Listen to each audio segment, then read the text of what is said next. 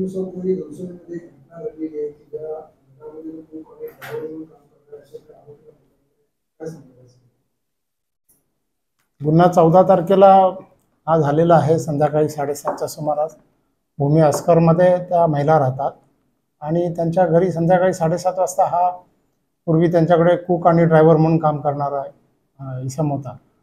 तो काम पैसे पूर्वी घेतलेले पैसे मागण्याच्या बहाण्याने गेला आणि त्यांना बंदुकी सदृश्य वस्तूचा धाक दाखवून त्यांच्याकडून 30,000 रुपये अकाउंटमध्ये ट्रान्सफर करून घेतले आणि ते कमी म्हणून त्यांच्या गळ्यातली चेन त्याने काढून द्यायला लावली आणि सदरचा गुन्हा हा दाखल झालेला आहे पोलीस स्टेशनला 422/2024 कलम 309/4 BNS नवीन कायद्याच्या आणि पूर्वीचा 392 म्हणजे जबरी चोरीचा गुन्हा दाखल केलेला आहे. कसं त्या महिलेला वगैरे त्यांनी कसं त्रास वगैरे दिला नाही, फक्त त्याने अमाऊंट आणि चेनच घेतली असं काही त्यांनी काही महिलेला छेडछाड करण्याचं नाही. त्यांच्याकडे पूर्वीपासून तो ओळखीचा होता त्यामुळे त्याला घरात एंट्री मिळाली. कुक कम ड्रायव्हर म्हणून तो काम करत होता. 3 वर्ष काम केलेलं आहे आणि साधारण 8 ते 9 महिन्यापूर्वी त्याने तो जॉब सोडलेला आहे आणि त्यामुळे त्याला घरात एंट्री मिळाली. 58 वर्षाची महिला आहे आणि हे झाल्यानंतर तो तिथून पळून गेलेला आहे. त्याच्यानंतर हा गुन्हा दाखल झालेला आहे. गुन्हा दाखल झाल्यानंतर आमचा तपास चालू झाला. तपासामध्ये त्या लेडीला तो फक्त त्याचं नाव माहिती आहे, तो कुठे राहत होता फक्त घनसोली एरियामध्ये.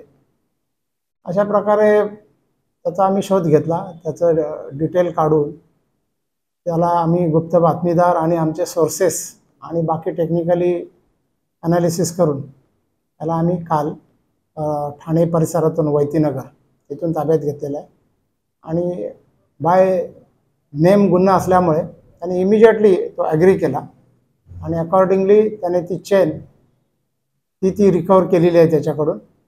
अजून पैसे रिकवर करणं बाकी आहे. आज रोजी मान्य न्यायालयासमोर त्याला हजर केलं होतं. त्याला 21 तारखेपर्यंत पोलीस कस्टडी दिलेली आहे.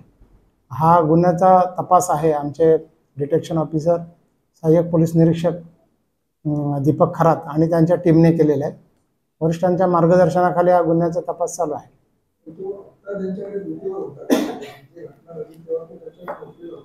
नाही, त्याने साधारण 8 ते 9 महिन्यापूर्वी त्याने तो नोकरी सोडलेली आहे आणि आता सध्या तो काही काम करत नाही.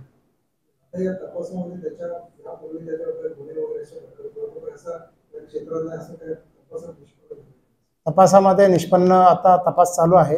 त्याच्या विरुद्ध त्याचा प्रिव्हियस अँटिसिडेंट आहे. 2015ला डोंबिवली रेल्वे पोलीस स्टेशनच्या हद्दीमध्ये त्याने चेन स्नॅचिंग केल्याचा गुन्हा रजिस्टर्ड आहे आणि तो गुन्हा पेंडिंग आहे मान्य न्यायालयामध्ये. आता तपास चालू आहे. आता त्याने जी अमाऊंट जी रिकवर आपली ट्रान्सफर करून घेतली होती बँक अकाउंटमध्ये ती रिकवर करणं बाकी आहे. त्यानंतर त्याने जे बंदूक सदृश्य वस्तू वापरली होती ती त्याच्याकडून रिकवर करणं बाकी आहे. आम्ही तपासाचा भाग आहे तो आम्ही रिकवर करू त्याच्याकडून.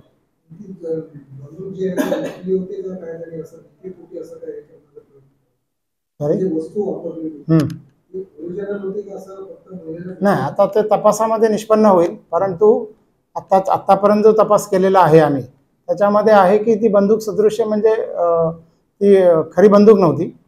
त्याच्याकडून ती टॉय गन सारखी छेऱ्याची जी पिस्टल असते ती वापरली गेलेली आहे. ते आता आम्ही तपासामध्ये 21 तारखेपर्यंत गुन्ह्याची पोलीस कस्टडी दिलेली आहे. त्याच्यामध्ये आम्ही त्याच्याकडून रिकवर करण्याचा प्रयत्न करू.